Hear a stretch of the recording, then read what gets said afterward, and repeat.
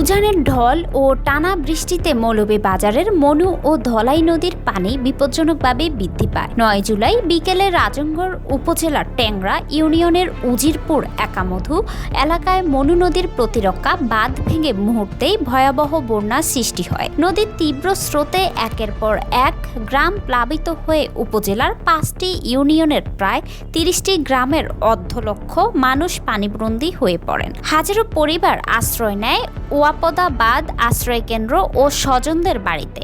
বন্যার পানি কমতে শুরু করায় বাসিন্দারা ঘরে ফিরলেও কয়েকদিন আগের সেই বিভীষিকাময় স্মৃতি এখনও তাড়া করে বেড়াচ্ছে উজিরপুর ও একামধু গ্রামের মানুষকে।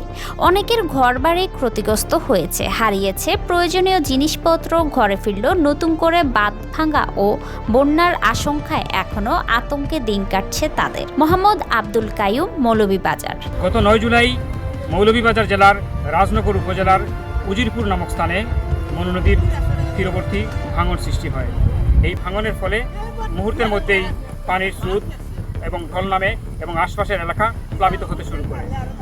৯ জুলাইয়ের বিকাল 4টার দিকে যখন উজিরপুর নামক স্থানে মনু নদীর যে ভাঙন সৃষ্টি হয়, এই ভাঙনের আকস্মিকতায় এই তীরবর্তী অঞ্চলের বাসিন্দারা কিছুই বুঝে উঠতে পারেননি। মুহূর্তেই তাদের বাড়িঘর, গবাদি পশু এবং আসবাবপত্র সবকিছু পানিতে তলিয়ে যায়।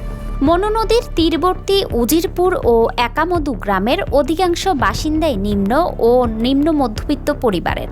বন্যার পানি নেমে যাওয়ার পর তারা ঘরে ফিরে দেখেন অনেকের বসতঘর টিকে থাকলেও গোয়ালে রাখা ধান, চাল, কাপড়, নিত্য প্রয়োজনীয় সামগ্রী ও আসবাবপত্র পানির স্রোতে ভেসে গেছে বা নষ্ট হয়েছে।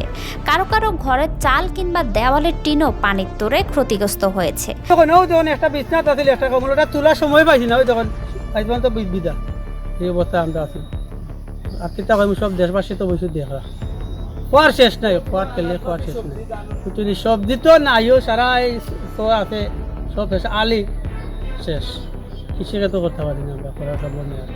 তাই আমরা বাড়ি গরু পানি বুড়াই লেছে, আমরা সব কিছু বাসাইয়া নিয়েছে। আমরা এই আঁশ, মুরু, গরু ছাগল, বেশি অংশ 2টা ছাগল আমার মরছে।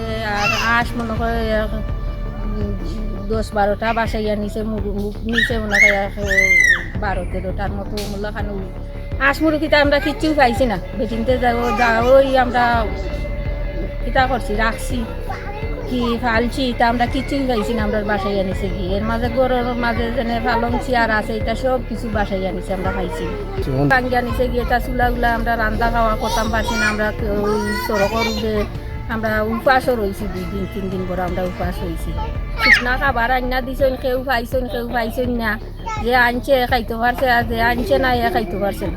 কিতা গড় দোয়া ঠিকঠাকরও দরকার আছে, এরপরে খানি মানিরও তো দরকার আছে। খাইতাম নানি খানি তো থাকতে হইব, গড় দরজারও থাকতে হইব, কাঠ পালঙ্গ থাকতে হইব। কিচ্ছু জুই ধরার মতো কোনো ক্ষমতা নাই, এতে শক্তি নাই।